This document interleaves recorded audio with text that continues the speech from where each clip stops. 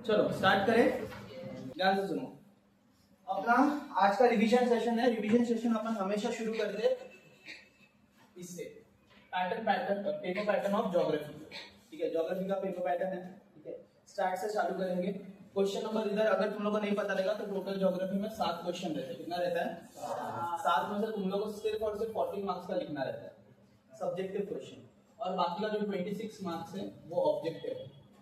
ठीक है, objective based 26 marks है और 14 मार्क्स का तुम लोग को लिखना रहता है। और ये 14 मार्क्स में भी तुम लोग को सिर्फ 4 क्वेश्चन अटेम्प्ट करना है। 3-3 मार्क के 2 क्वेश्चन और 4-4 मार्क के 2 क्वेश्चन। तो 8 + 6 14। समझा? कर दिया कांड? चलो, तो 8 मार्क्स का एक, 6 मार्क्स का एक, ऐसा 14 मार्क्स के क्वेश्चन तुम लोग को अटेम्प्ट करना है। बाकी सब तुम्हारे ऑब्जेक्टिव्स में आके। अब क्वेश्चन नंबर 1 में 3 क्वेश्चन लिखे मैंने। Choose the correct option, identify the correlation, odd man out. इसमें से बोर्ड वालों का favourite choose the correct option रहता है। कोरिलेशन बहुत लिमिटेड टाइम देते हैं, या फिर ऑड मैन आउट देते हैं। कितने मार्क्स के लिए आता है? 4 क्वेश्चन आएंगे, 4 मार्क्स के लिए खत्म। क्वेश्चन नंबर 2 देखोगे तो मैच द करेक्ट पेयर हो सकता है, या फिर पूछ सकते हैं arrange the sentence into correct sequence. Sequence wise लगाने को बोलेंगे सेंटेंसेस को। ठीक है, ब्राजील का इंडिपेंडेंस ब्राजील को पहला मिला है, इंडिया को पहला मिला है, तो सीक्वेंस में कुछ क्वेश्चंस पूछेंगे। ये ज्यादातर आता है नहीं। या फिर ये आ सकता है आइडेंटिफाई द रॉन्ग पेयर। अब ये क्या है, तुम लोगों ने हिस्ट्री में पढ़ा है, तो हिस्ट्री जैसे ज्योग्राफी में भी पूछेंगे, तो तुम लोग को बस आइडेंटिफाई करना है और लिखना है। समझा? बढ़ो आगे। तीसरा क्वेश्चन है ना, एक्चुअली थोड़ा लंबा है। आ जाता है। तीसरा क्वेश्चन एक्चुअली थोड़ा सा लंबा है और थोड़ा लेंथी है, क्योंकि इसमें से कौन सा डालेंगे ना ये अपने को बिल्कुल भी आइडिया नहीं है। तो अभी उनका मन करता है तो शॉर्ट नोट डालते हैं, कभी डिस्टिंग्विश बिटवीन डालते हैं, कभी वन सेंटेंस डालते हैं, कभी नेम द फॉलोइंग डालते हैं, कभी राइट और रॉन्ग डालते हैं। मतलब ये सारे के सारे क्वेश्चन रिपीट होते रहते हैं, और बोर्ड कभी भी उनका अक्कड़ बक्कड़ करता है और कोई भी एक सिलेक्ट करते हैं। बोर्ड वालों का मर्जी है। ठीक है, लास्ट ईयर ये आया था, शॉर्ट नोट आया था। ठीक है, उससे पहले देखोगे तो वन सेंटेंस आ सकता है या डिस्टिंग्विश बिटवीन वगैरह पूछते हैं। अगर शॉर्ट नोट या डिस्टिंग्विश से क्वेश्चन आया तो तुम लोग को 3 क्वेश्चन देंगे, 3 में से 2 अटेम्प्ट करना है 4 मार्क्स के लिए। समझा क्या बोला? अगर डिस्टिंग्विश आया या फिर शॉर्ट नोट्स आया तो 3 क्वेश्चन देंगे, 3 में से कितना अटेम्प्ट करना है तुम लोग को? 2। कितने मार्क्स के लिए आएगा? स्टेट द वेदर राइट और रॉन्ग। इसमें राइट और रॉन्ग ही लिखना है, उसको करेक्ट करके बैठने का नहीं, टाइम वेस्ट नहीं करने का। और राइट और रॉन्ग में राइट है या रॉन्ग है सिर्फ वही लिखने का, ट्रू फॉल्स लिखने का नहीं। समझा? लास्ट वाला नेम द फॉलोइंग वगैरह आता है। आगे बढ़ता हूं मैं। ठीक है, उसके बाद question number 4A, fill the map and make the index. अभी यहाँ पर है ना, तुम्हारे बोर्ड एग्जाम में भी लिख के आएगा कि मैप में प्लॉटिंग करना है और इंडेक्स बनाना है। अब ये क्या है, ये अपन ये पेपर पैटर्न खत्म होने के बाद देखेंगे। कितना प्लॉट करना है तुम लोग को? 4। और कितने दिए रहेंगे तुम लोग को? 6। मैं बोलता है 6 का 6 प्लॉट करने का अगर आता रहेगा तो। समझा? सेफर साइड के, क्योंकि कभी कभार कैसा होता है ना, अपन अप्रॉक्स प्रॉपर्ली प्लॉट नहीं करते तो मार्क्स कटता है। तो 6 आता रहेगा, 6 के 6 मार्क करके छोड़ने का। आगे बढ़ता हूं, क्वेश्चन नंबर 4B। ये सबसे इजी है। क्वेश्चन देखना, मैप देखना और मैप के बेसिस के ऊपर कुछ क्वेश्चन दे देंगे, वो सॉल्व करना। ओके, इसमें भी कितना तुम लोग को सॉल्व करना है? नहीं, 4। कितने मार्क्स के लिए आएगा? 4 मार्क्स। आगे देखोगे तो एक इंपॉर्टेंट, जैसे मैंने बोला सब्जेक्टिव क्वेश्चन, ये है तुम्हारा सब्जेक्टिव क्वेश्चन। ये geographical region attempt any 2 out of 4। 4 दे रहेंगे और फायदा ये है कि 2 को लिखना है। और मैं बोलता हूँ ये जो तुम्हारे टेक्स्ट बुक से ही आएगा 110%। तो टेक्स्ट बुक में जितने भी एक्सरसाइज के क्वेश्चन है वो सबको करके जाने का। ये 2 क्वेश्चन तुम लोग को वहां पर मार्क्स देके ही जाएंगे। आगे बढ़ता हूँ।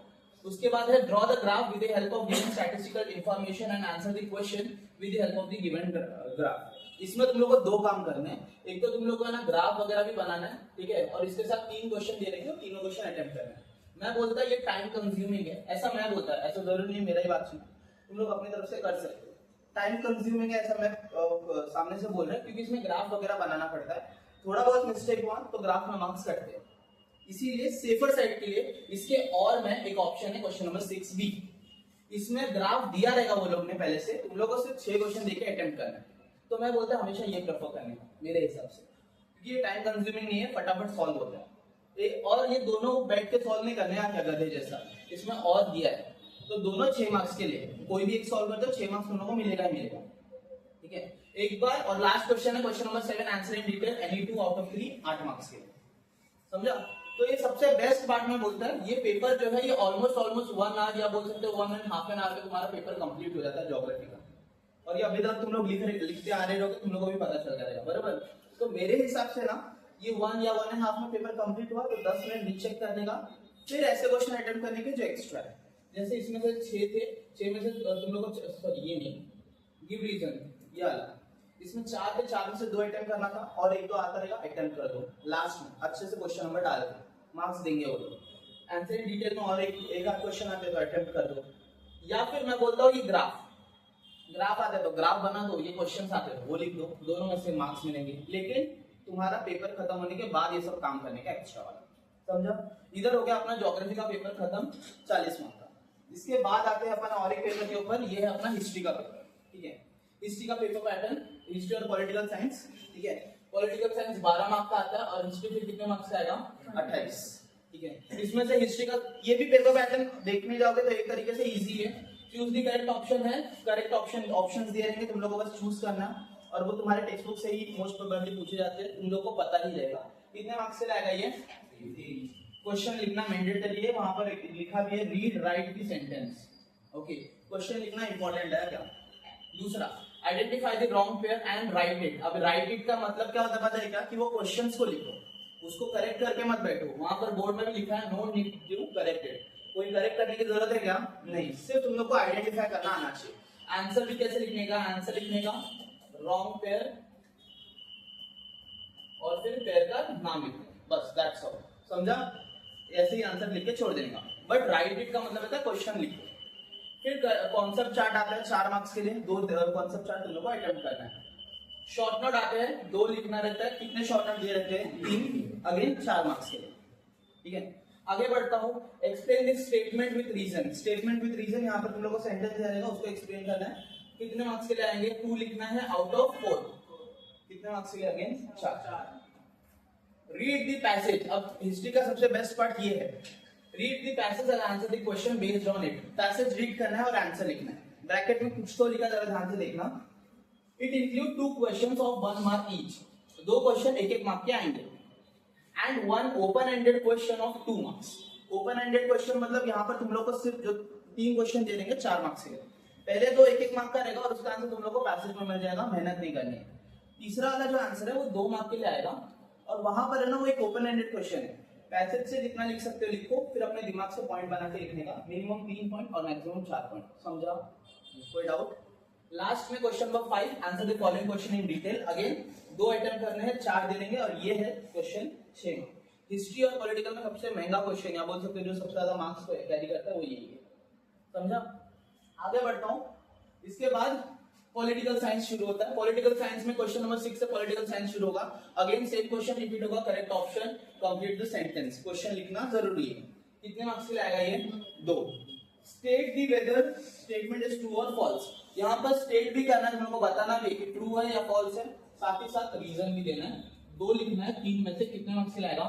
4। रीजन कितने पॉइंट्स में देना है? 3 से 4 पॉइंट, तुम्हारे ऊपर, डिपेंड्स अपॉन यू, ठीक है? आगे बढ़ता हूं मैं। क्वेश्चन नंबर 8 है और 8 भी 2 अलग अलग क्वेश्चन है। पहला क्वेश्चन बोलता है एक्सप्लेन द कॉन्सेप्ट चार्ट। यहाँ पर कॉन्सेप्ट चार्ट है, 2 दिए रहेंगे, तुम लोगों को एक ही अटेम्प्ट है। कॉन्सेप्ट चार्ट मतलब अपना फ्लो चार्ट वाला। कितने मार्क्स के लिए आएगा? 2। फिर उसके बाद डू एज डायरेक्टेड है। अच्छा यहाँ पर क्वेश्चन थोड़ा अलग बोला मैंने। एक्सप्लेन द कॉन्सेप्ट मतलब शॉर्ट नोट टाइप आएगा, ठीक है? और एक्सप्लेन द कॉन्सेप्ट चार्ट का मतलब रहता है वो फ्लो चार्ट आएगा, समझा? अगेन इसमें भी एक ही अटेम्प्ट करना है, 2 दिए रहेंगे। कितने मार्क्स के लिए आएगा ये? 2। लास्ट एक क्वेश्चन है, answer the following in brief, any 1 out of 2। ये कितने मार्क्स के लिए आएगा? 2।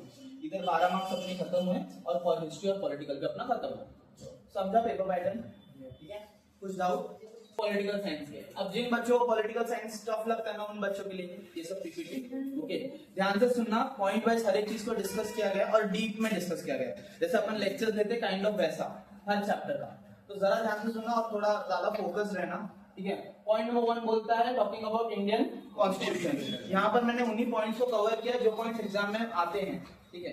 चैप्टर के इंपॉर्टेंट पॉइंट्स तो लिखे ही है, चैप्टर के ऑलमोस्ट सारे पॉइंट्स कवर किए, लेकिन जो आते नहीं है ना उसको हटा दिया, बस इतना ही डिफरेंस है, समझा क्या? इंडियन कॉन्स्टिट्यूशन या एज एन इंट्रोडक्शन समझ लो। पॉइंट नंबर 1 बोलता है Indian constitution came force on 26 January 1950। Republic day मनाते हैं अपन। पॉइंट नंबर 1 क्लियर हुआ रहेगा। कोई पॉइंट नहीं समझा तो बिंदास बोलेगा तो मैं समझाएगा, ओके? हालांकि ये सब इंट्रोडक्शन पॉइंट है, ये नहीं भी याद है कोई प्रॉब्लम नहीं।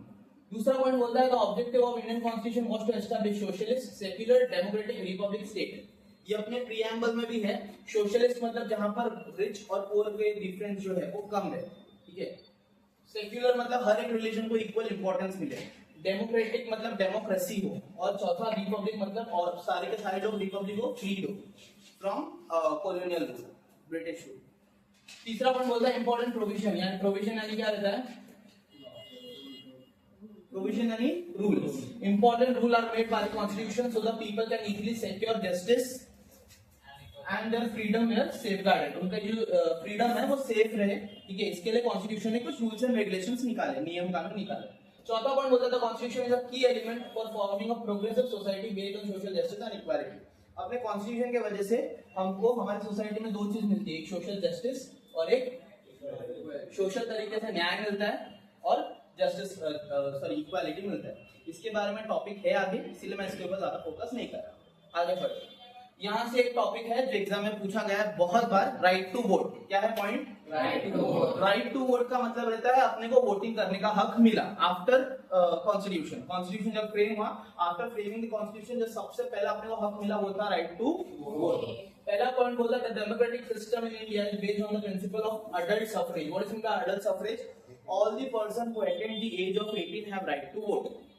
इसको अगर हिंदी में बोलूं तो हर वो पर्सन जो 18 साल का हो गया उसको वोटिंग का अधिकार आता है। इसी को अपन बोलते हैं अडल्ट सफरेज। क्या बोलते हैं अपन?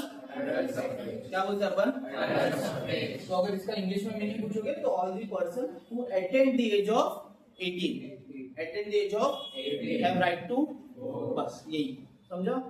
आगे बढ़ता point number 2, the voting rights is given equally to men and women both. Men and women दोनों को वोटिंग राइट दिया गया है इक्वली। समझा? कोई पॉइंट नहीं समझा तो बोलना क्या प्लीज। तीसरा पॉइंट बोलता है earlier the age of vote was 21 years. पहले के टाइम पे, शुरुआती टाइम में वोटिंग का एज क्या था? 21 ईयर। लेकिन आज के टाइम पे कितना कर दिया इसको? कितना कर दिया इसको? As the age limit was reduced from 21 to 18, it was provided to unrepresented youth of the country to opportunity to become a part of political process। ठीक है, इसका मतलब बताता है ये 21 साल से 18 साल इसीलिए किया है ताकि हमारे जो यूथ जनरेशन है जो 18 साल के ऊपर है, जो हमारे एडल्ट पर्सन है जो न्यूली आए, उनको भी वोटिंग का अधिकार मिले और उनको ये चीज समझ में आए कि कौन सी पॉलिटिकल पार्टी अपने फ्यूचर के लिए अच्छी है और कौन सी अपने लिए अच्छी नहीं है। तो उनका वोटिंग सबसे ज्यादा इंपॉर्टेंट है। और अगर नहीं पता तो बताता है इंडिया में यूथ पॉपुलेशन ही ज्यादा है, जिसके वजह से हमारी गवर्नमेंट अच्छी बनने के चांसेस ज्यादा है। समझा? It increased the scope of democracy by including the youth of the country, thus making the India's largest democracy in the world। आज के टाइम पे ये एक शॉर्ट नोट है, ये रीजन वाला जो कॉन्सेप्ट आता है ना उसमें पूछता है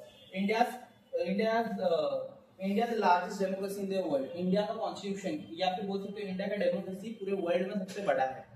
ओके, पूरे वर्ल्ड में आता है क्योंकि हमारे यहाँ की पॉपुलेशन ही बहुत ज्यादा है। This is the reason, simple reason.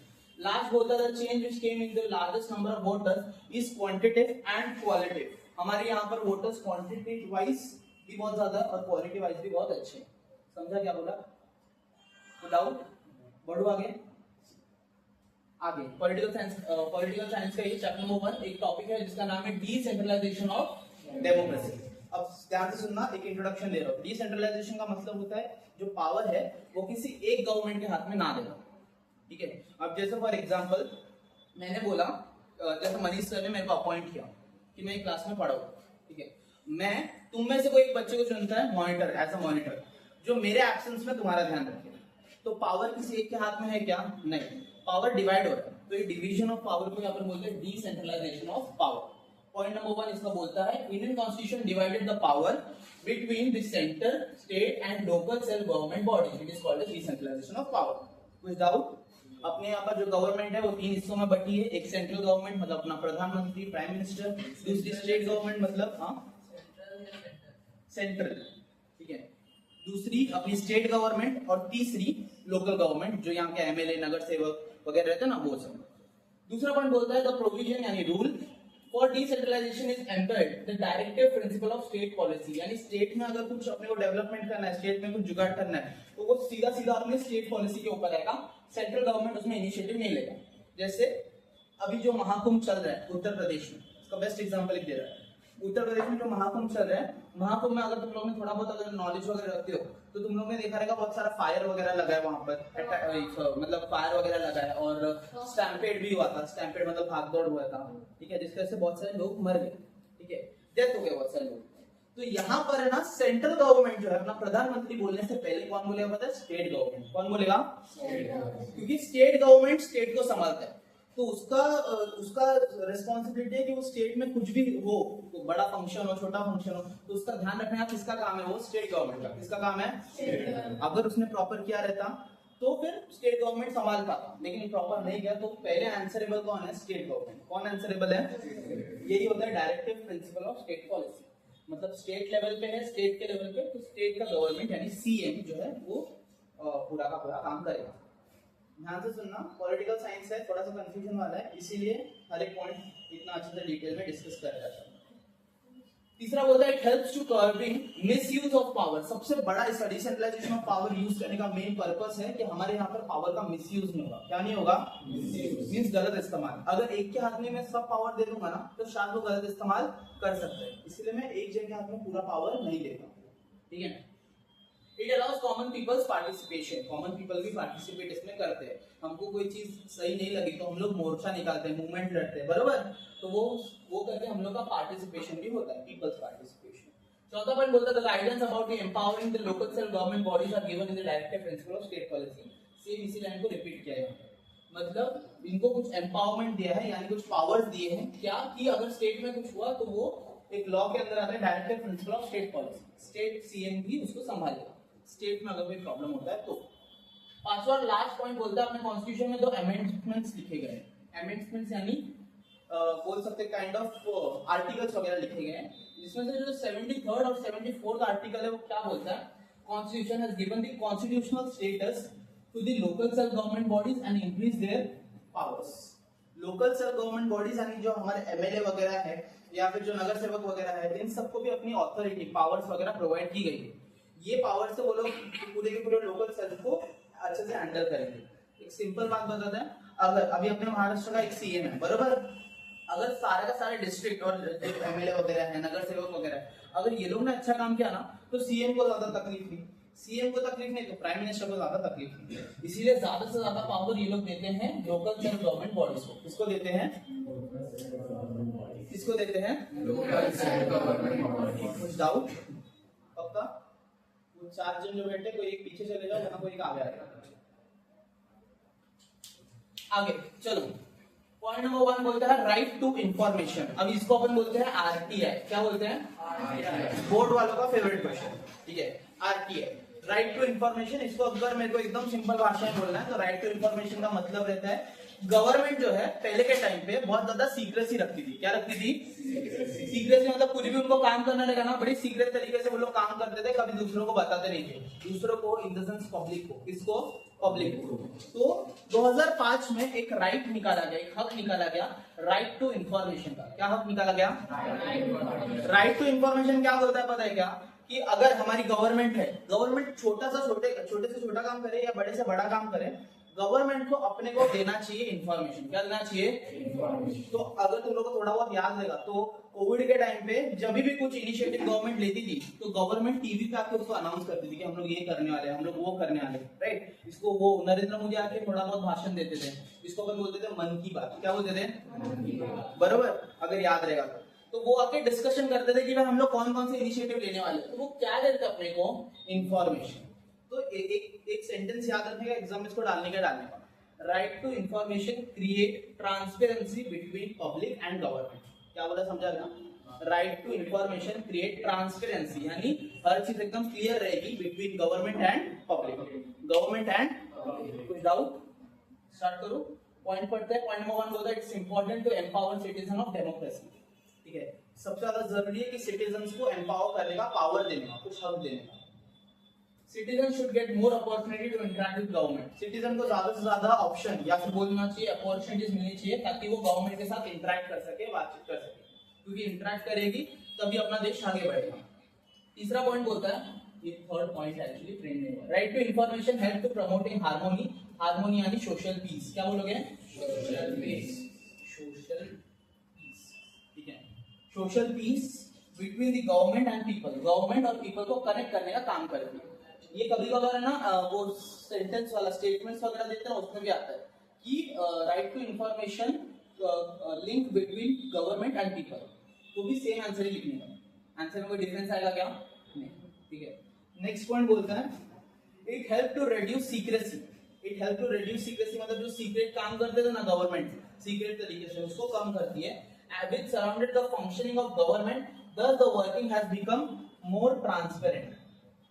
जो सीक्रेसी है उसको हटाती है, जिसकी वजह से अपने और लोगों के बीच में, गवर्नमेंट और लोगों के बीच में ज्यादा से ज्यादा क्या रहे? ट्रांसपेरेंसी रहे। क्या रहे? ज्यादा से ज्यादा।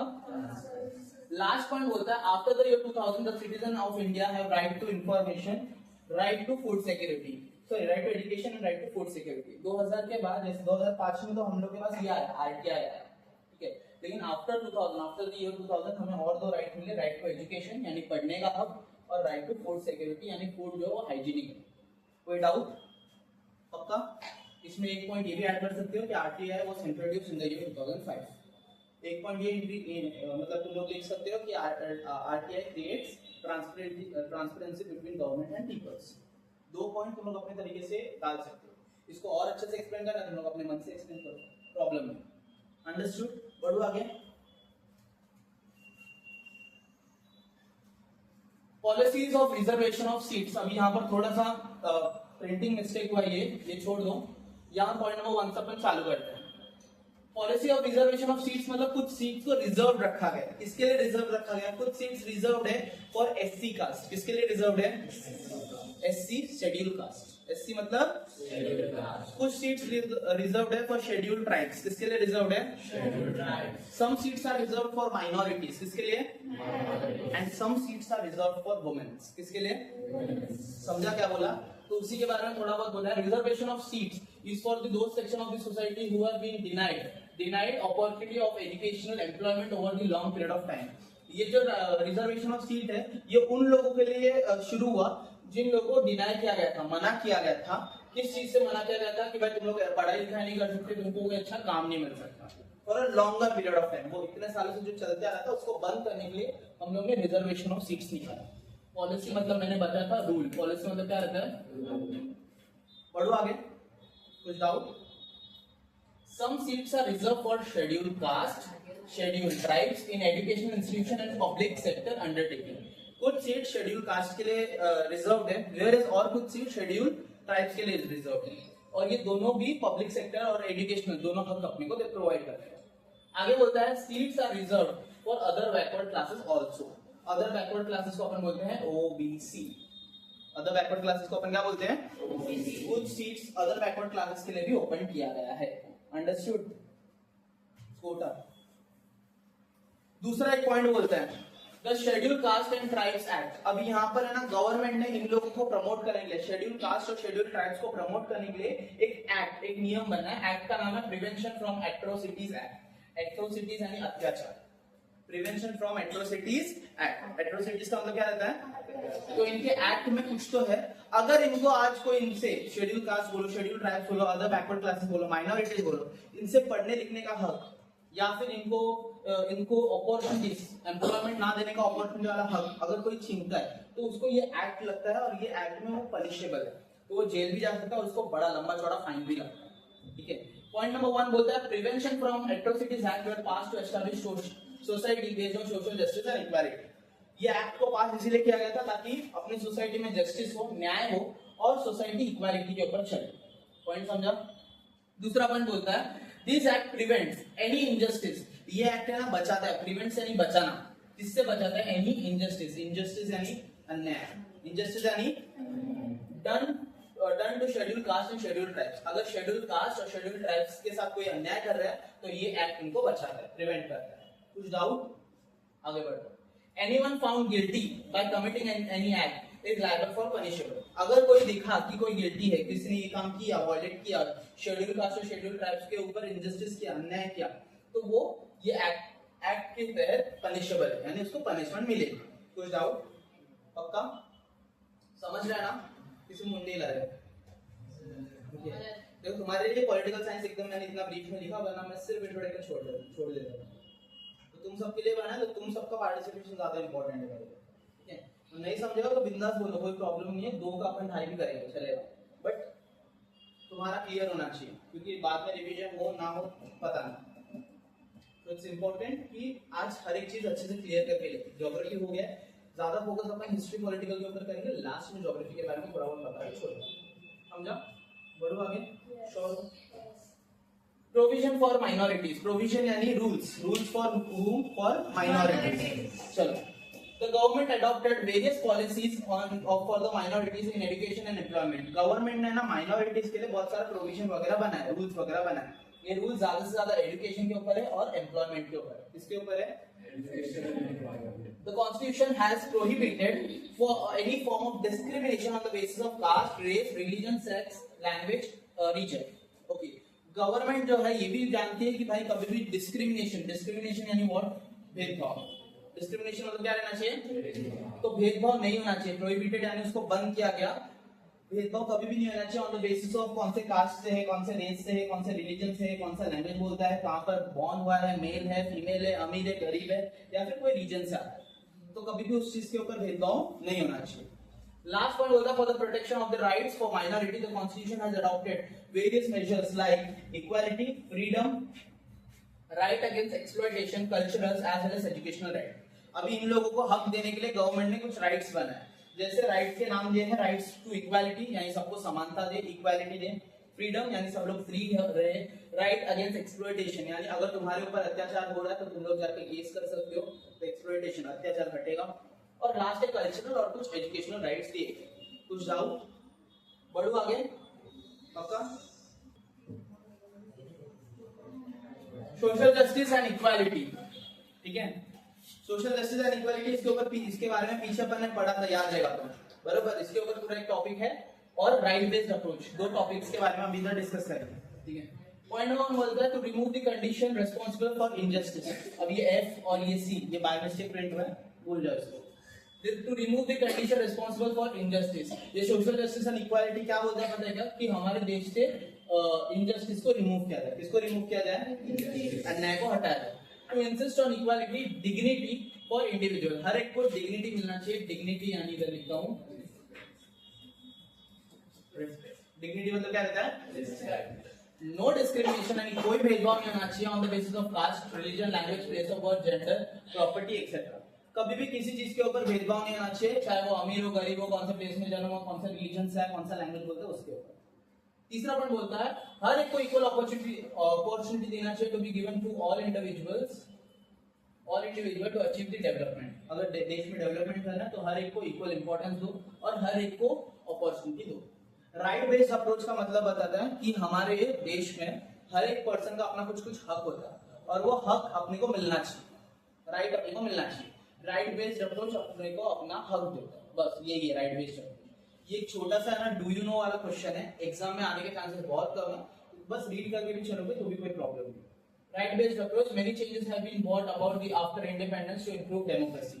अपने डेमोक्रेसी को और अच्छा बनाने के लिए कुछ चीजों के ऊपर ध्यान दिया है। Till the year 2000 the perspective मतलब जो थिंकिंग था of the government towards people was that beneficiary. Government यही चाहती थी कि भाई पीपल्स जो है, लोग जो है वो बेनिफिशियरी में जिए। बेनिफिशियरी यानी पब्लिक को बेनिफिट्स हो, पब्लिक को क्या हो? बेनिफिट्स।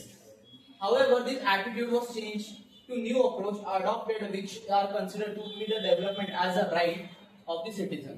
यानी ये जो थिंकिंग है, जो आइडियोलॉजी है, अपने आप चेंज हो गया और गवर्नमेंट को समझ में आया पीपल जो है, पीपल्स को बेनिफिट्स तभी होगा जब पब्लिक है ना अपना हक समझेगी, अपनी राइट समझेगी, ठीक है? और वो हक देने के लिए राइट्स ऑफ द सिटीजंस कुछ राइट्स वगैरह बनाए गए।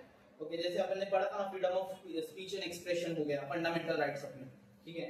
तो फ्रीडम ऑफ एजुकेशन हो गया, freedom of cultural rights, food security, right to information, ये सब अपने को राइट्स एक-एक करके दिया। लास्ट पॉइंट बोलता है right based approach make democracy strong. इसके वजह से अपना डेमोक्रेसी और ज्यादा स्ट्रांग होगा। कुछ doubt? Laws are representative of women. अभी जैसे मैंने बोला था ना कुछ सीट्स रिजर्व रखी गई है for minorities, OBC, schedule caste and schedule tribe, तो ऐसा सब कुछ रिप्रेजेंटेटिव्स अपने वुमेन्स के लिए भी बनाए गए, कुछ नियम कानून वुमेन्स के लिए भी बनाए गए। Several policies have been adopted in the post-independence period for the empowering women। अब इसके ऊपर पूरा एक चैप्टर था, याद रहेगा तो 9th स्टैंडर्ड में chapter number 6 empowerment of women, जिसमें अपन वुमेन्स के एम्पावरमेंट के बारे में पढ़ रहे थे, चिपको मूवमेंट, एंटी लिकर कैंपेन वगैरह वगैरह सब पढ़े थे, बराबर? Provisions were made in the constitution to provide opportunity for the progress। Constitution में कुछ प्रोविजंस यानी रूल्स एंड रेगुलेशंस बनाए गए जिससे वुमेन का क्या हो, progress. Many laws were pass for empowering them, कुछ लॉज को भी पास किया गया ताकि वो वुमेन और ज्यादा स्ट्रांग बने, स्ट्रेंथन हो। They are right to equal share in the property of father and husband, इसको अपन नॉर्मल भाषा में बोलते हैं एलिमनी। क्या बोलते हैं इसको? क्या बोलते हैं इसको? एलिमनी। अब ये पता ही रहेगा एलिमनी क्या होता है, क्या क्या? फादर के केस में भी होता है। समझो फॉर एग्जांपल कोई डॉटर है और उसको मतलब घर में छोड़ना है, उसको फादर के साथ भी नहीं रहना और उसके हस्बैंड की एक्सवाइजेड तरीके से डेथ हो गई, तो फादर के भी प्रॉपर्टी में इक्वल इंपॉर्टेंस होता है वुमेन्स को। पहले क्या होता है पता है, जो प्रॉपर्टी होती है ना, नहीं ये हंसने की कोई बात नहीं है, ये प्रॉपर्टी जो होती है ना वो सिर्फ बच्चे जो बेटे होते हैं ना उनमें डिवीजन होता है, बराबर क्या? तो लॉ ऐसा बोलता है कि सिर्फ लड़कों में डिवीजन नहीं होना चाहिए, अगर बेटी है तो उसमें भी डिवीजन होना चाहिए। समझो 2 बेटे और 1 बेटी है तो 3 जन में डिवाइड होगा पैसा, प्रॉपर्टी, वो चीज बोलता है। तो वो भी काइंड ऑफ एलिमनी ही होता है। ओके, तो एलिमनी से क्या क्या? उसके बाद डाउरी प्रोहिबिशन एक्ट। क्या है डाउरी प्रोहिबिशन एक्ट? डाउरी मतलब दहेज लेना चाहिए या दहेज लेना भी क्राइम है और देना भी क्राइम है। एक्ट अगेंस्ट सेक्सुअल हैरेसमेंट, अगर किसी वुमेन्स के ऊपर डोमेस्टिक वायलेंस होता है, मारपीट होती है, सेक्सुअल हैरेसमेंट होता है, तो इसके ऊपर भी एक एक्ट बनाया गया ताकि वुमेन उसके ऊपर एक्शन ले सकती है। और नेक्स्ट है domestic violence and prohibition act. मारपीट जो बोल रहा था ना मैं अभी, हस्बैंड जो मारता रहता है या वाइफ को मारता है, तो उस टाइम के ऊपर वाइफ जो है एक केस कर सकती है डोमेस्टिक वायलेंस का। किसका केस कर सकते हैं? हाँ ठीक है, तो तुम भी डोमेस्टिक वायलेंस का केस कर दोनों का एक्सपीरियंस। कौन है बेटा भाई? ये बताइए वो तुमने को 90 मिनट का वो इन्हें स्टडी कर तेरा हाइट के हिसाब से वाइट सूट नहीं करा तेरे ऊपर। The 73rd and 74th constitutional amendment reserve 33% of seats for women in local self government। Government bodies में है ना कुछ सीट्स को रिजर्व रखा गया फॉर वुमेन्स, और कॉन्स्टिट्यूशन बोलता है 33% सीट्स को रिजर्व रखा जाना चाहिए, उधर कोई मेन बैठना नहीं चाहिए, सिर्फ और सिर्फ वुमेन बैठनी चाहिए। कौन बैठनी चाहिए? ये 33% में अपने महाराष्ट्र ने और योगदान दिया और बना 50%। कितना बनाया? 50%। अपने महाराष्ट्र के साथ साथ कुछ और ऐसे छोटे मोटे स्टेट्स थे जो वुमेन्स को 50% ऑफ सीट्स रिजर्व रखे, only and only for womens. समझा? बातें बंद करो, अभी तक ध्यान दो। For mitigating injustice meted out the women, National Commission for Women has been established. Similarly, commission were set up at the state level also. अभी ये जो injustice हो रहा था women's के साथ, ये injustice को हटाने के लिए National Commission for Women (NCW) launch हुआ। ओके, NCW ये नेशनल लेवल पे है, यानी इंडिया में कहीं पर भी किसी वुमेन के साथ कुछ भी गलत हो रहा है तो वो यहाँ पर कंप्लेन कर सकती है। इसको देख के कुछ स्टेट लेवल में भी कुछ चीजों को शुरू किया गया, only and only for women. किसके लिए शुरू किया गया? Significant decision of judiciary. अब ये अपना लास्ट टॉपिक है चैप्टर नंबर 1 का, ठीक है? हाँ, इधर चैप्टर नंबर 1 खत्म, ठीक है? Safeguard rights for of children, rights of children यानी चिल्ड्रंस को हक को सेफगार्ड करने के लिए डिसीजन वगैरह लिया गया जुडिशरी। जुडिशरी मतलब कौन रहता है बच्चा लोग? कौन रहता है? तो पहला डिसीजन क्या लिया कि राइट्स ऑफ चिल्ड्रन, बच्चों को बचाओ, बेटी बचाओ बेटी पढ़ाओ। Protection for human rights, protection for what? हमारे ह्यूमन जो राइट्स है उसको प्रोटेक्ट करो, ठीक है? तीसरा protection of honour and dignity of women, women की ऑनर और उसकी रिस्पेक्ट करो, ये बोलता है। चौथा पॉइंट बोलता है इंडिविजुअल फ्रीडम, हर एक को फ्रीडम मिलना चाहिए। और पांचवा बोलता है ट्राइबल एम्पावरमेंट, यानी जितने भी हमारे ट्राइबल पीपल्स हैं उनको एम्पावरमेंट मिले। एम्पावरमेंट मतलब उनको भी पावर मिले। बस यहाँ पर अपना चैप्टर नंबर 1 खत्म। इलेक्टोरल प्रोसेस नाम का एक चैप्टर था अपने को, बराबर? उसका ये टॉपिक नंबर 1 है, इधर ध्यान दो रे बाकी लोग। The Election Commission, the Election Commission of India and the state level election commission conduct all important election of the country। अपने कंट्री में अगर इलेक्शन वगैरह चाहिए तो कौन कंडक्ट करता है? ECI। कौन कंडक्ट करता है? Election commission of India. ECI का फुल फॉर्म क्या है? Election commission of India. Point number 1 इसका बोलता है the election commission consist 1 chief election commissioner and 2 additional commissioner. याद है ये पॉइंट? जो अपने कमिश्नर्स रहते हैं, अपने इलेक्शन कमीशन जो रहता है उसमें एक कमिश्नर रहता है और उसके नीचे 2 कमिश्नर काम करते हैं। जो कमिश्नर मेन कमिश्नर रहता है उसको अपन बोलते हैं चीफ कमिश्नर। क्या बोलते हैं? Chief commissioner. और उसके नीचे 2 लोग काम करते हैं, एक राइट हैंड रहता है और एक उसका लेफ्ट हैंड रहता है, ठीक है? हाँ, राइट हैंड लेफ्ट हैंड यानी उसके नीचे 2 अंडर लोग काम करते हैं, ठीक है?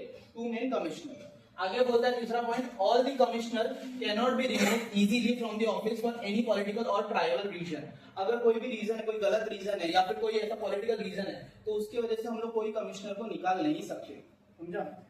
नेक्स्ट बोला है the constitution has preserve the independence of election commission. Constitution ने आज इलेक्शन कमीशन को है ना एकदम प्रॉपर तरीके से प्रिजर्व करके रखा है ताकि इलेक्शन जो है वो एकदम फ्री फ्लो हो और अच्छे से हो। अ सेपरेट प्रोविजन, प्रोविजन यानी क्या रहता है, is made for the expenses of election commission. Election commission हो इसके लिए एक अलग सा एक रूल निकाला है जहां पर एक्सपेंसेस को देखा जाता है। एक्सपेंसेस यानी खर्चा। As the election commission does not have any separate staff, election commission ऐसा कोई सेपरेट स्टाफ नहीं रखता, तो ये कंडक्ट कौन करता है, तो गवर्नमेंट टीचर्स, गवर्नमेंट एम्प्लॉइज वगैरह जो रहते हैं वो लोग इसको कंडक्ट करने में मदद करते हैं। तो तुम लोग देखोगे जब भी इलेक्शन वगैरह होता है तो गवर्नमेंट टीचर्स वगैरह बैठ के तुम्हारे इलेक्शंस वगैरह लेते हैं, गवर्नमेंट ऑफिसर्स वगैरह रहते हैं या फिर कुछ पुलिस वगैरह बैठ के सब कंडक्ट करते हैं। ठीक है, government officers, teachers and government employees help them to execute the process of election. ये पॉइंट फिलअप के पर्सपेक्टिव से बहुत ज्यादा इंपॉर्टेंट है। Dash was the first chief election commissioner of independence after independence या फिर commissioner of India, मिस्टर सुकुमार सिंह। वो MR हटा दोगे तो भी चलेगा। आगे बढ़ो, नेक्स्ट अपना इंपॉर्टेंट पॉइंट है आया functions of election commissions. Election commission के कुछ फंक्शंस है। पहला अपना फंक्शन बोलता है to prepare the voter list. क्या बोलता है, इसमें कुछ पॉइंट बोला है। प्रिपेयर द वोटर लिस्ट का मतलब होता है to prepare the list of eligible voters. Voter जो भी एलिजिबल है वोट करने आ रहे हैं उनका लिस्ट प्रिपेयर करो। इंक्लूड करो नेम्स ऑफ न्यू वोटर्स, जो भी नया वोटर आईडी बना रहे हैं उनका नेम इंक्लूड करो। तीसरा पॉइंट बोलता है delete the name of who died and the ones who migrate, उनका नाम डिलीट कर दो जो अपने इंडिया छोड़ के चले गए हैं या अलग जगह शिफ्ट हो गए या फिर जिनकी डेथ हो गई। ठीक है, to publish updated voter list, हमेशा हर साल एक अपडेटेड वोटर लिस्ट प्रिपेयर करके भेज दो। और लास्ट बोलता है to give photo identity cards to the voters, जितने भी वोटर्स वगैरह उनको एक आइडेंटिटी कार्ड दो जिसको अपन बोलते हैं वोटर आईडी। क्या बोलते हैं अपन, क्या बोलते हैं अपन। ये पहला फंक्शन था। ऐसा भी और भी कुछ 5 या 6 फंक्शंस हैं, उसके बारे में पढ़ेंगे। दूसरा फंक्शन बोलता है decide time table and programmes of election. याद है ये कुछ, ठीक है। Deciding time table and programmes of election यानी डिसाइड करना कि कब कब इलेक्शन होगा, कौन कौन से प्रोग्राम के थ्रू होगा। इसमें पॉइंट नंबर 1 बोला है to prepare and publish election schedule. सबसे पहला इलेक्शन का एक शेड्यूल है, उसको बना के भेजो लोगों के पास। दूसरा बोलता है to decide the entire process, पूरे प्रोसेस को ध्यान से पढ़ो और लोगों को बताओ क्या क्या आता है उसमें। When and how many stages election should be conducted, कब और कितने स्टेजेस में इलेक्शन को हम कंडक्ट करेंगे, क्योंकि अपना इंडिया का डेमोक्रेसी बहुत बड़ा है, बहुत वास्ट है, तो बहुत टाइम लगता है, तो वो चीज को यहाँ पर बताया। स्क्रूटिनी का मतलब रहता है examine, scrutiny of the application of candidates. जो कैंडिडेट्स है, कैंडिडेट्स कौन होते हैं पता है क्या, जिनको इलेक्शन लड़ना है उनको अपन बोलते हैं कैंडिडेट्स। क्या बोलते हैं अपन, तो उनके एप्लीकेशन को ध्यान से पढ़ो या फिर एग्जामिन करो। क्यों, अगर कोई कैंडिडेट है जो पॉलिटिकल लीडर्स में आने से पहले उसका कोई क्रिमिनल बैकग्राउंड है तो हम लोग उसको पॉलिटिकल लीडर बना सकते हैं क्या, नहीं। चोर के हाथ में चाबी दे सकते हैं क्या, नहीं, वैसा वाला सीन है।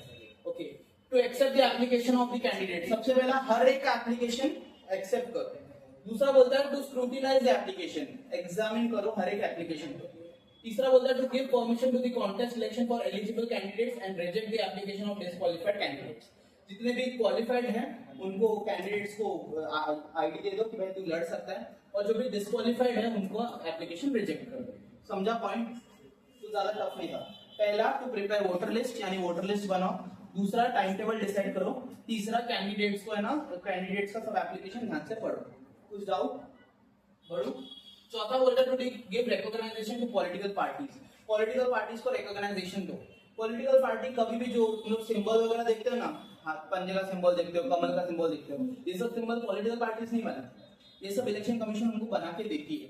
और हर एक का सिंबल है ना अलग अलग रहेगा। ओके, अगर किसी का सिंबल ऐसा बोल सकते हो, किसी का सिंबल साइकिल है और किसी का सिंबल मोटर बाइक है और दोनों थोड़े बहुत सिमिलर लग रहे हैं ना, तो वो कभी एक्सेप्ट करेगा ही नहीं अपना इलेक्शन कमीशन, उसको हटा देगा।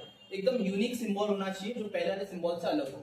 क्यों, क्योंकि हमारे यहाँ पर अपने इंडिया में बहुत सारे ऐसे वोटर्स हैं जो लोग है ना सिर्फ सिंबल देख के वोट करते हैं, पढ़े लिखे लोग नहीं है, ठीक है। तो उन लोग प्रॉपर वोट करें इसलिए अलग अलग सिंबल बनाओ। समझा क्या बोला।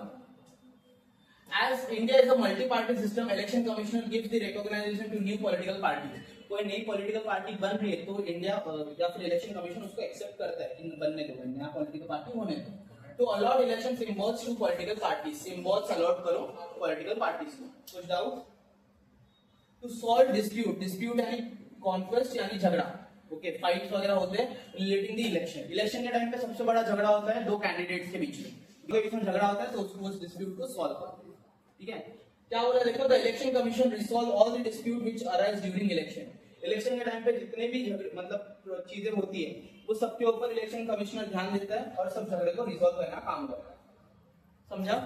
पॉइंट नंबर 2 बोलता है to disqualify the candidates if he resort to illegal means of कॉन्क्वेस्टिंग।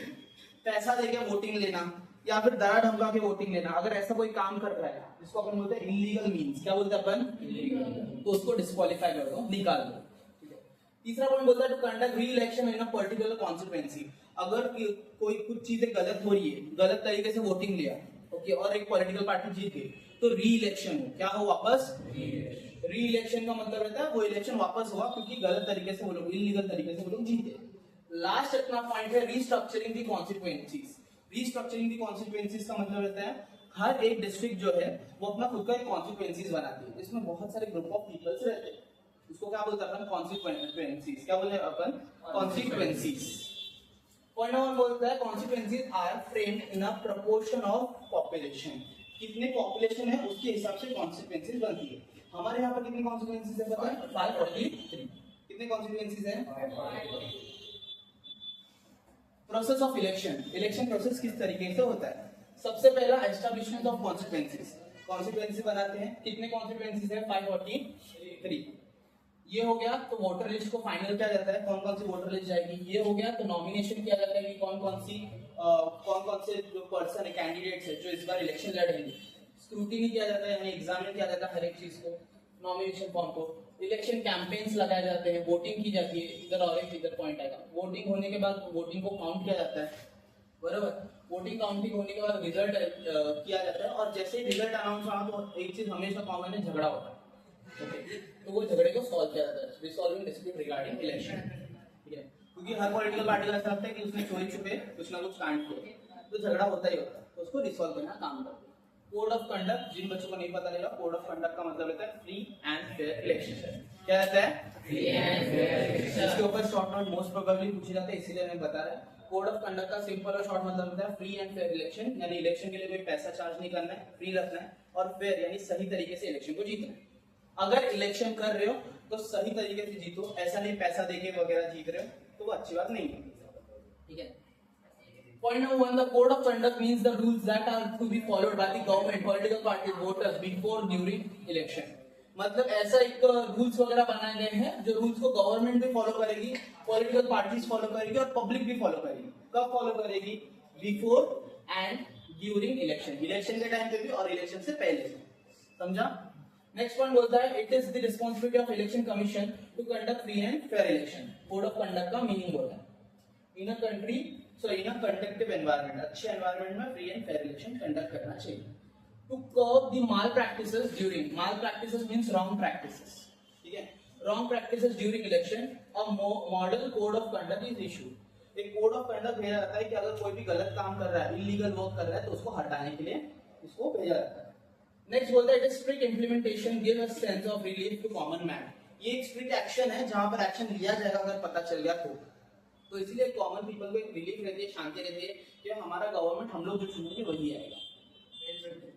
Sorry, mail practice नहीं, माल प्रैक्टिस। माल प्रैक्टिस मींस रॉन्ग प्रैक्टिसेस, गलत काम करके अगर कोई कर रहा है, ओके, माल प्रैक्टिसेस, रॉन्ग प्रैक्टिसेस।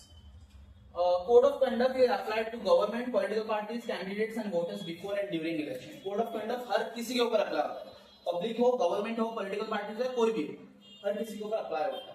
लास्ट बोलता है even the government can not break the rules, government खुद कोई रूल्स को ब्रेक नहीं कर सकती। अंडरस्टूड? कुछ डाउट? ये तुम्हारे टेक्स्ट बुक में ही है अगर याद रहेगा तो। ये है अपना EVM, क्या है ये अपना electronic voting machine. The first election of independent India was held in the year 1951 and 52. कौन था अपना पहला प्राइम मिनिस्टर?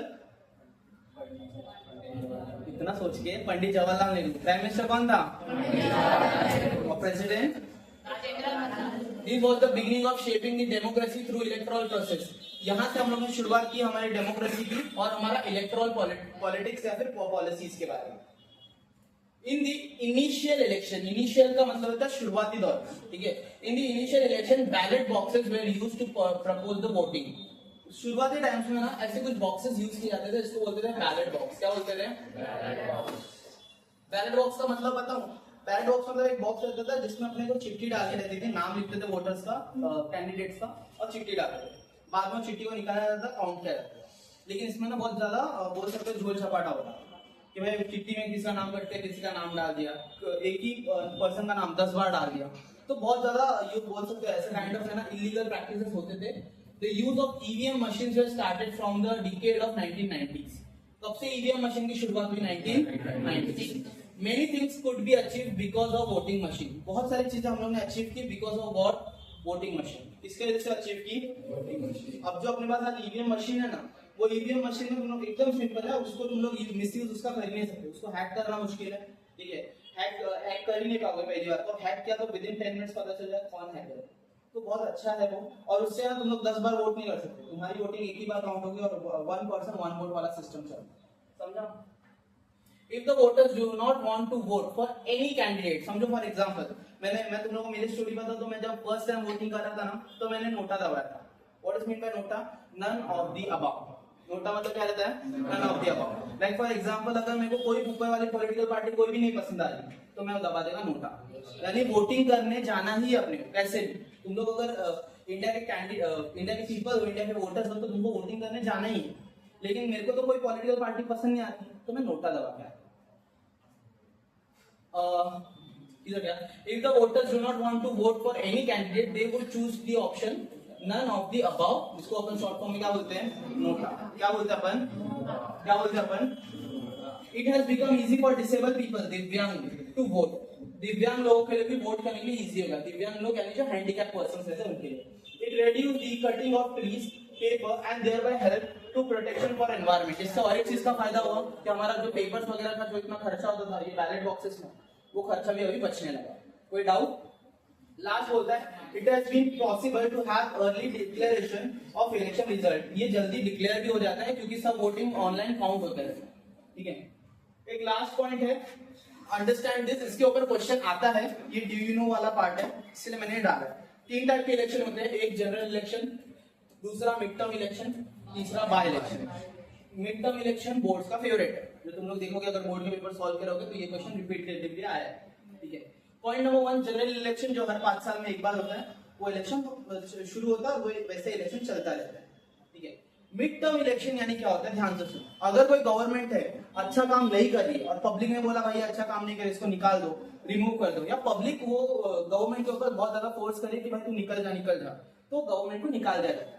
उस टाइम पे बीच में, मतलब 5 साल खत्म होएगा वो गवर्नमेंट का नहीं, लेकिन 5 साल के बीच में हम लोग है ना वापस एक बार इलेक्शन करवाते हैं, जिसको बोलते हैं मिड टर्म इलेक्शन। कुछ डाउट? मिड टर्म इलेक्शन और बाय इलेक्शन में छोटा सा फर्क बताता है। मिड टर्म इलेक्शन कब कराया जाता है? जब पब्लिक नाराज रहती है गवर्नमेंट से और पब्लिक निकालती है गवर्नमेंट को। अगर गवर्नमेंट ने बोला नहीं भाई मेरा मन नहीं हो रहा है या फिर नहीं हो रहा है मेरे से पॉलिसी, मैं रिजाइन कर देता है, ठीक है। अगर गवर्नमेंट ने सामने से रिजाइन किया या फिर वो गवर्नमेंट की ऐसा न्यूज आया कि वो गवर्नमेंट का जो लीडर है वो मर गया, डेथ हो गई, उस टाइम पे कराया जाता है बाय इलेक्शन। क्या कराया जाता है? By election. पहले बाय इलेक्शन देखो फिर मिड टर्म सिखाता है। If the elected in Lok Sabha representative और विधानसभा और the local self government resign, क्या बोला यहाँ पर? रिजाइन, और ड्यू टू हिज और हर डेथ, अगर रिजाइन करता है या फिर डेथ होती है, उस टाइम पे क्या होता है? His seats become vacant, vacuum मतलब खाली हो जाता है। उस टाइम पे करवाया जाता है एक फॉर द वेकेंट सीट के लिए करवाया जाता है बाय इलेक्शन। क्या करवाया जाता है? By election. क्या करवाया जाता है? Mid term election, government loses it's majority before completing it's term. Government जो है वो मेजॉरिटी पीपल जो इन्होंने उसको वोट किया था वो खत्म हो जाते हैं, तो पब्लिक गुस्सा हो जाती है कि भाई यह गवर्नमेंट अच्छा काम नहीं कर रहा है। द पार्लियामेंट और the parties of coalition government withdraw the support. Coalition government क्या रहता है पता है क्या? कोलिएशन गवर्नमेंट का मतलब रहता है 2 पार्टीज एक इसमें फॉर्म होती है। जैसे किस्सा बताता है 2019 बोलो या अभी 2024 में जो हुआ, इसमें कोलिएशन गवर्नमेंट हुआ। कोलिएशन गवर्नमेंट मतलब जो बीजेपी गवर्नमेंट है ना वो अकेले जीत नहीं पा रही थी, तो उसने एक हाथ मिलाया एक पार्टी के साथ। पार्टी का नाम शिवसेना। क्या नाम? शिवसेना। कल को ऐसा हुआ अभी शिवसेना पार्टी मिल गई तो ऑब्वियस सी बात है अल्टीमेटली क्या होगा? वोटिंग्स क्या हो गए? बढ़ गए। अब तुम लोग बोलोगे सर शिवसेना का भी नाम रख सकते हैं ना, शिवसेना नाम क्यों नहीं रखा? तो शिवसेना एक रीजनल पार्टी है वेरस नेशनल पार्टी अपनी बीजेपी है, तो नाम बीजेपी का ही आया, समझा? ओके। कल को बीजेपी और शिवसेना में झगड़ा होगा और शिवसेना हट गई, तो बीजेपी का वोट वापस क्या हो जाएगा? कम हो जाएगा। उस टाइम पे वापस क्या करेंगे? कुछ डाउट? समझा क्या बोला? तो कोलिएशन गवर्नमेंट विड्रॉ करती है, मतलब निकल जाती है, तो सपोर्ट इसके सपोर्ट की वजह से जो मेन पार्टी है वो मेजोरिटी लॉस कर देती है। मेजोरिटी क्या कर देती है? ओके। इसके वजह से government if no alternative government is possible then the election held before the completion of the term they are called as mid term election. मतलब 5 साल का पीरियड खत्म होने से पहले ही एक और इलेक्शन बीच में कंडक्ट किया जाता है, इसको अपन बोलते हैं मिड टर्म इलेक्शन। कुछ डाउट? तीसरा चैप्टर, थर्ड चैप्टर, ठीक है। यहाँ पर अपन पॉलिटिकल पार्टीज के बारे में पढ़ेंगे, ठीक है। अगेन अभी इलेक्शन के बारे में पढ़ा, अभी कुछ पॉलिटिकल पार्टीज के बारे में एक एक करके स्टडी करेंगे। ये पॉलिटिकल पार्टीज में 2 तरीके की पार्टीज है, एक पार्टी जो नेचुरली बनी है और एक पार्टीज जो अपने रीजनल लेवल पे बनी है। Chapter number 3 political parties. इसमें कुछ पॉलिटिकल पार्टीज है, इसमें ज्यादा मैं टाइम वेस्ट करूंगा नहीं, क्योंकि सिर्फ और सिर्फ पॉलिटिकल पार्टीज के बारे में पढ़ना है। 2 टाइप के पॉलिटिकल पार्टीज है, एक जो नेशनल लेवल पे है, दूसरी जो स्टेट लेवल पे। बस यही 2 है ये चैप्टर में, उसके बाद चैप्टर खत्म। पहला पॉलिटिकल पार्टी का नाम है आईएनसी। क्या बोलते हैं इसको? Indian national. कब फॉर्म हुई थी? बिफोर इंडिपेंडेंस के आफ्टर इंडिपेंडेंस? और ये फ्रीडम स्ट्रगल में भी बहुत काम किए, ठीक है। सिंबल, ठीक है, उस पार्टी का सिंबल पहला डोमिनेंट यानी ruled, RULED, ruled party during freedom movement. Freedom movement के टाइम पे सबसे ज्यादा रूल करने वाली पार्टी थी वो एक ही थी। शुरुआती दौर में अपने पास दूसरी कोई पॉलिटिकल पार्टी थी नहीं, सिर्फ एक ही था, INC। क्या था अपने पास? Equal rights for the weak and minorities. सबसे ज्यादा ये काम अच्छा कर रहा था कि इक्वल राइट दे रहा था, किसको? वीक लोगों को, यानी जो कमजोर लोग हैं उनको, और माइनॉरिटीज को, okay, lower caste of society. तीसरा, ये बिलीव करता था सेक्युलरिज्म में। सेक्युलरिज्म का मतलब होता है हर रिलीजन को इक्वल इंपॉर्टेंस देना। दूसरा बोलता है all round development and equal rights, social welfare of minorities and weaker section of the society. Social welfare यानी हर किसी का डेवलपमेंट हो, जो भी वीकर सेक्शन है, मतलब जो भी कमजोर लोग हैं उनका भी, और जो हमारे माइनॉरिटीज है उनका भी, ठीक है।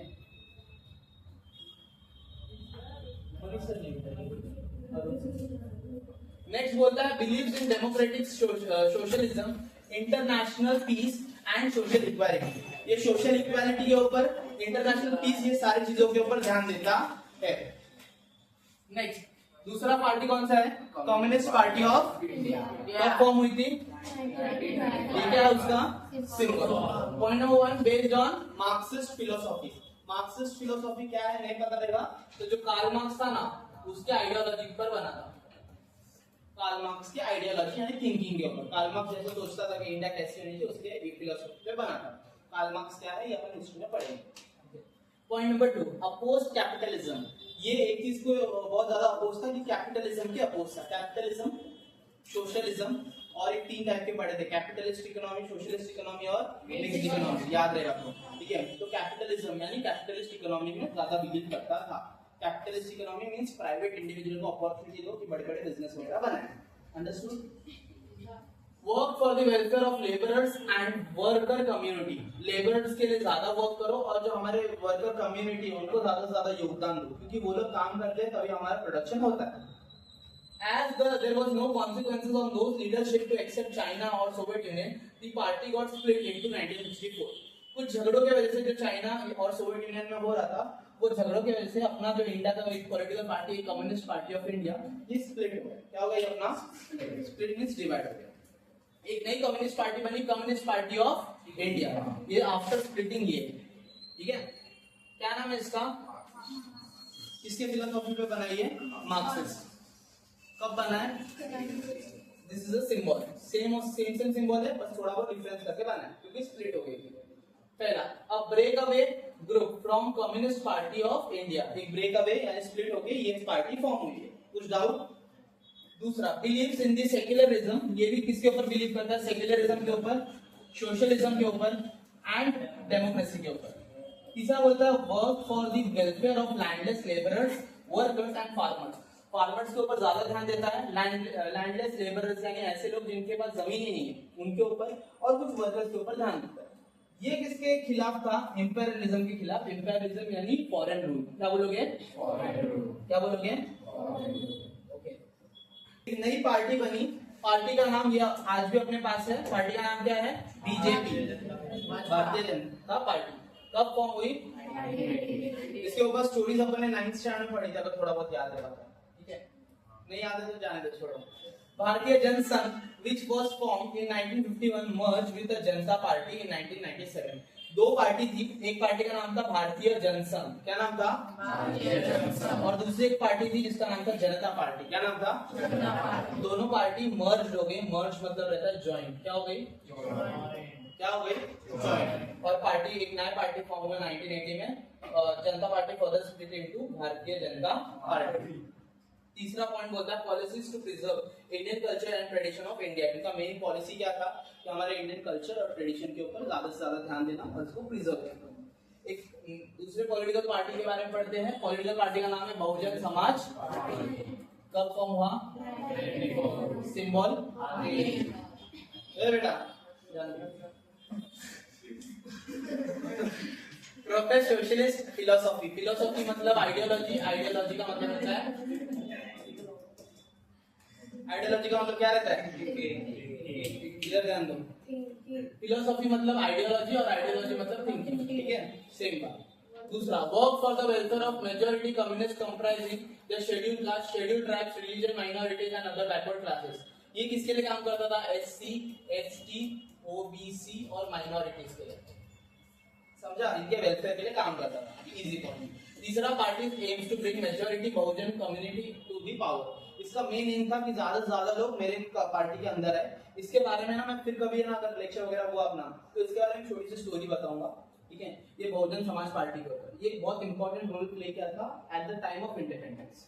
ठीक है, और इंडिया तृणमूल कांग्रेस एक नई पार्टी कांग्रेस पार्टी है। कब फॉर्म हुई है? 1998। सिंबल ऐसा फ्लावर जैसा सिंबल है, फायर है ये। It got recognisation as national party in 2016। Okay, इसको recognisation as a national party, इसको रिकॉग्नाइजेशन मिला। ये सब नेशनल पार्टी है क्या? ओके, कुछ पार्टीज आज बंद हो गई, कुछ पार्टीज आज अवेलेबल है। ठीक है, इसको नेशनल पार्टी का रिकॉग्नाइजेशन कब मिला? कौन से साल में मिला? 2016। It supports values like secularism and democracy. Democracy अपनी कंट्री की बनी रहनी चाहिए और सेक्युलरिज्म यानी हर एक रिलीजन को इक्वल इंपॉर्टेंस मिलना चाहिए, इसके ऊपर ध्यान दिया। The party has policy of giving protection to the weaker sections. Weaker section को ज्यादा से ज्यादा प्रोटेक्शन मिले, इसके ऊपर ध्यान दिया ये पार्टी। लास्ट एक पार्टी है nationalist Congress party. Again Congress party ही है। कब फॉर्म हुआ ये? 1999। ये इसका सिंबल, और ये सिंबल शायद तुम लोग अभी भी देखते रहोगे, घड़ी। ठीक है, अब break away group of the Congress party. Congress party जब स्प्लिट हुई तो कांग्रेस पार्टी का एक ब्रेक अवे, एक नई पार्टी फॉर्म हुई। ठीक है, नेशनलिस्टिक कांग्रेस पार्टी के नाम से। दूसरा point, believe the values like equality, democracy and secularism. तीन चीज के ऊपर बिलीव करता था, इक्वालिटी, डेमोक्रेसी और। It was in power in Maharashtra. अपने महाराष्ट्र में ये पावर में था। कब था पता है क्या? From 1999 to 2014 and centre from 2004 to 2014। ये जो पार्टी थी अपने महाराष्ट्र में भी रूल कर रही थी 1999 से लेके 2014 तक, और नेशनल लेवल पे भी रूल कर रही थी 2004 से लेके 2014 तक। फिर 2014 में बीजेपी गवर्नमेंट है। कुछ doubt? In the coalition government led by the Congress party. ये कौन सा गवर्नमेंट में आई थी? Coalition government. Coalition government means दो गवर्नमेंट एक साथ जुड़ती है, क्या बोलते हैं अपन? Coalition government. कुछ डाउट?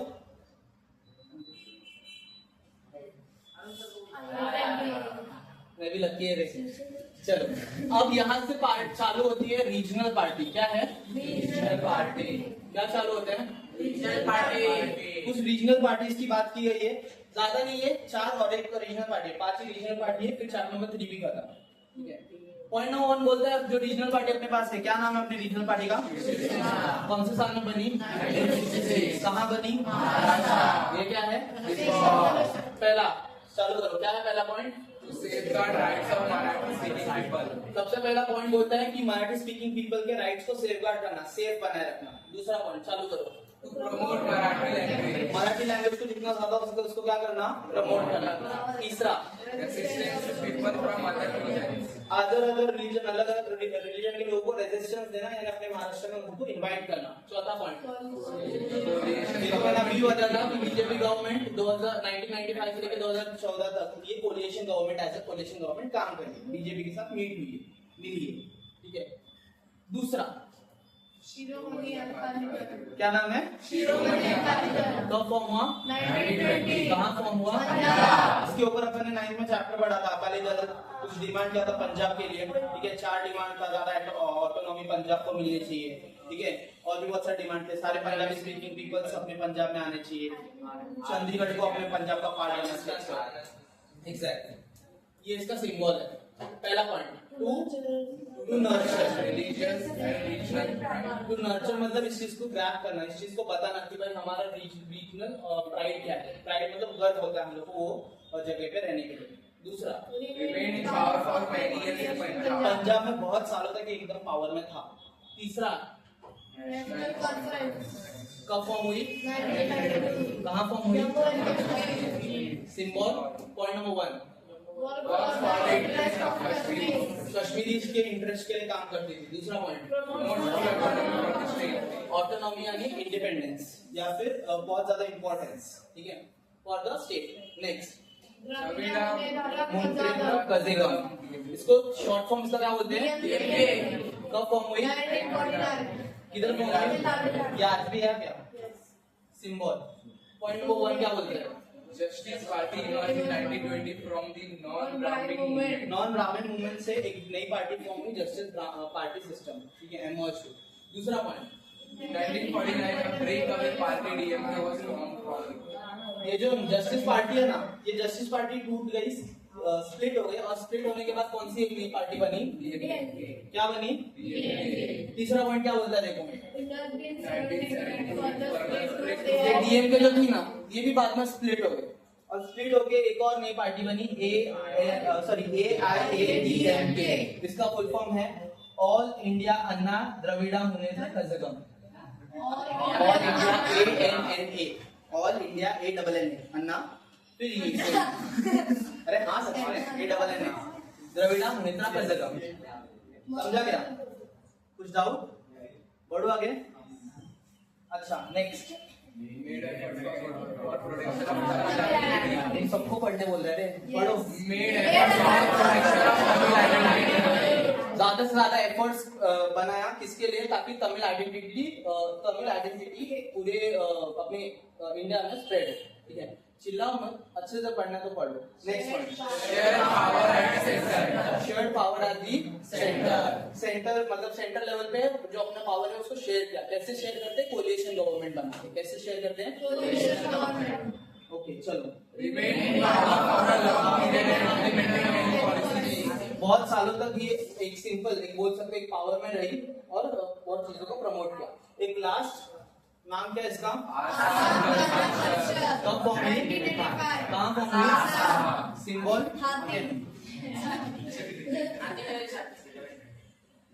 पॉइंट नंबर 1, मैं बढ़ रहा है। It came into force with Assam Accord in 1985.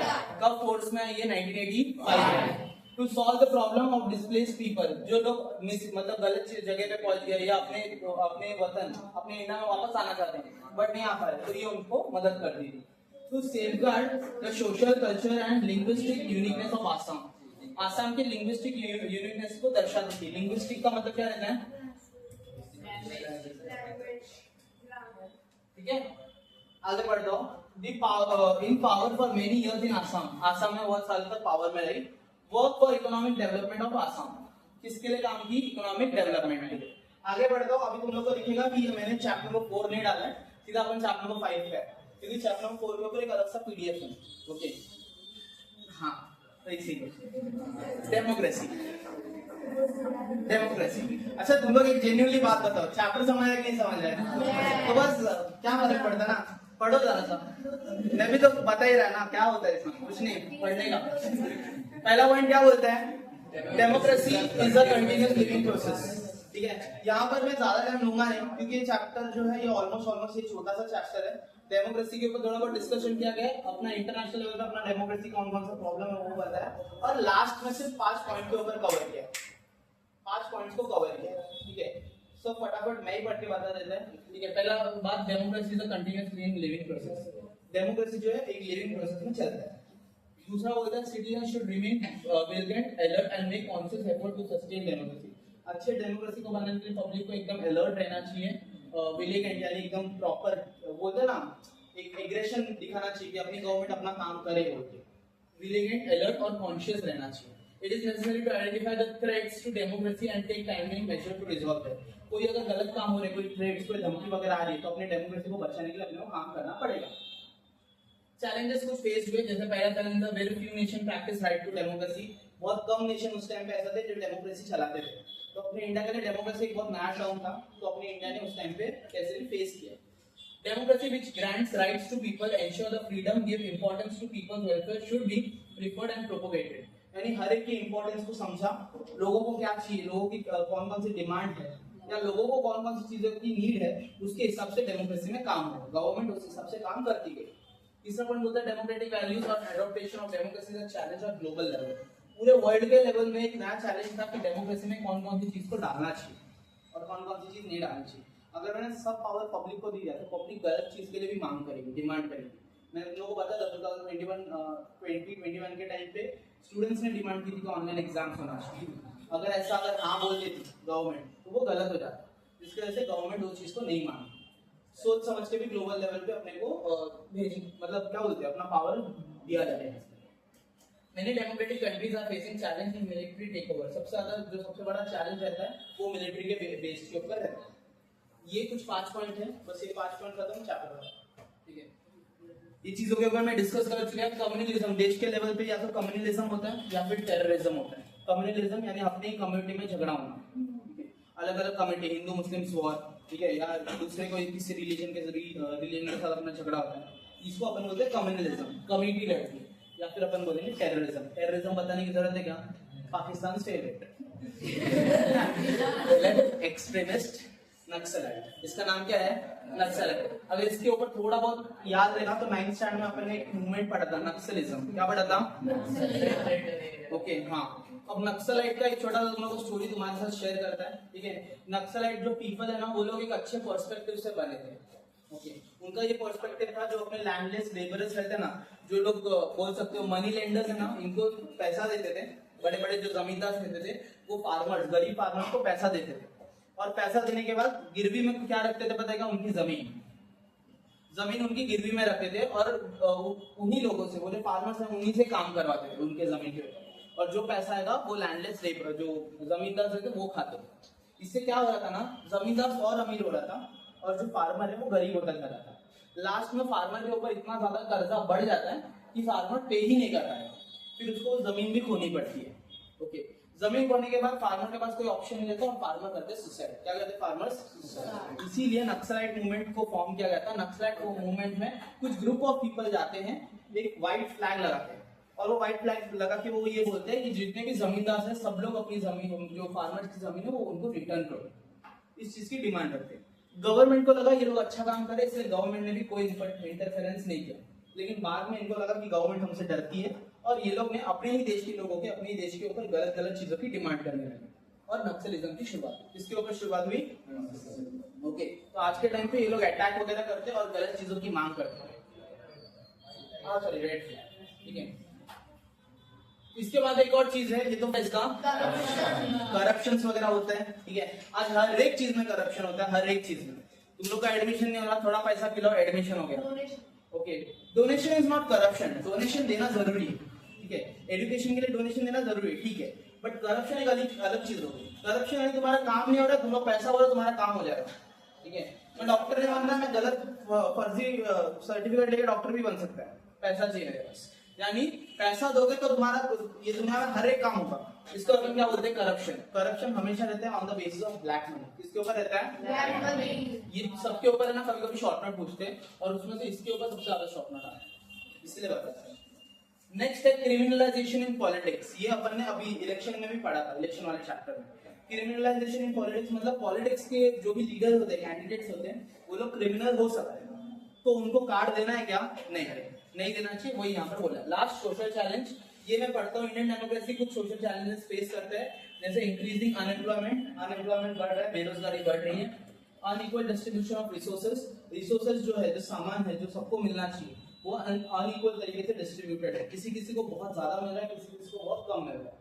और तीसरा बोलते हैं increase gap between rich and poor, अमीर और गरीब लोगों के बीच में बहुत ज्यादा गैप बढ़ गया है, समझा? अमीर और अमीर होता जा रहा है, गरीब और गरीब होता जा रहा है। यहाँ पर अपना ये सोशल स्टडीज जो है वो खत्म हुआ।